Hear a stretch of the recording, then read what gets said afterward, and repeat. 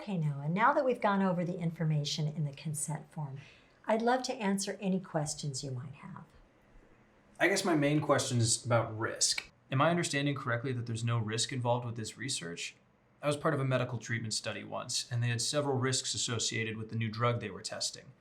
But since this isn't a medical study, there's no risks, right? I mean, this is just a focus group and survey. What risk could there be? Maybe it's a silly question. Oh, no, it's not silly at all. In fact, it's completely valid. And yes, you are right. There are no physical risks associated with this study. But let's take a look at page 6. At the top, it shares that you may experience some distress when recalling unpleasant experiences. So that definitely counts as a psychological risk. There's also the risk of a breach of confidentiality. Now, I don't anticipate that because we keep our data as secure as possible. But there are potential risks for your information if it becomes breached or compromised in some way.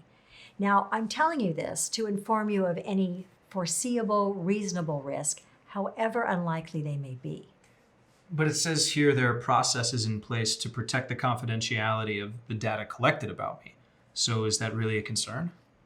Since we take measures for your data to remain safe within the study team, it's not a major concern, although there is the possibility, however small it may be, that our systems fail or that something unexpected occurs that we may not be prepared for.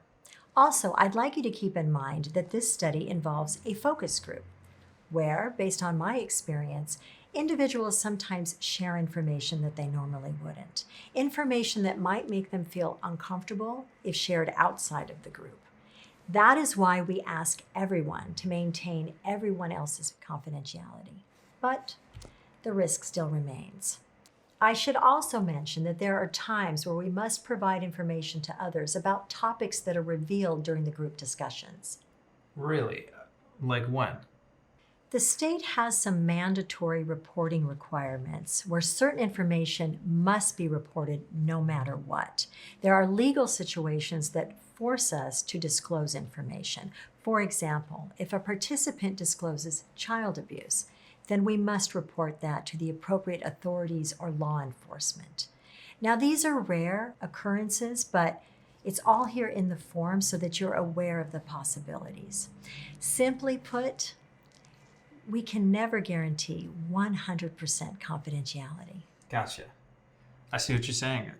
Thanks for explaining that. No problem. I just think it's better to go over all of the aspects of the information that may not be apparent. I appreciate it, Dr. Shaw. Do you have any other questions? Here on page